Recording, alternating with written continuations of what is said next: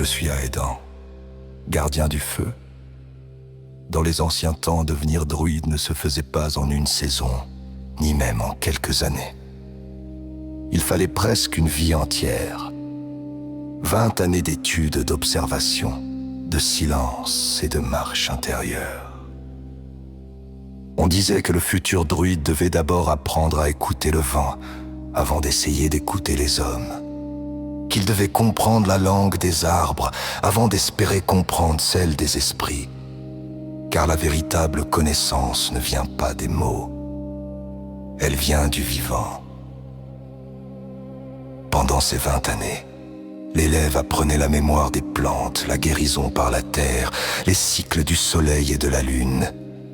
Il étudiait les étoiles, l'ombre, la lumière et la manière dont le monde répond à nos pensées.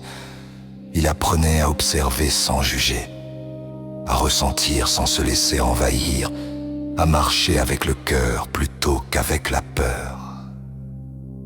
Rien n'était écrit. Aucune leçon ne reposait sur du papier. Tout se transmettait de bouche à oreille, dans la nuit, près du feu, dans la forêt ou face au silence. Car ce qui est vivant ne se grave pas dans la pierre. Cela se grave dans l'âme. L'élève devait aussi apprendre la maîtrise de soi. La patience, le calme, la parole juste. Il devait savoir apaiser avant de savoir parler et comprendre avant de vouloir guider. Et parfois, malgré les années, l'enseignement se faisait encore plus long, car chaque être avance à son propre rythme. Puis un jour, sans cérémonie, sans titre, sans couronne, le druide ancien posait une main sur l'épaule de son élève. Il ne disait qu'une seule phrase.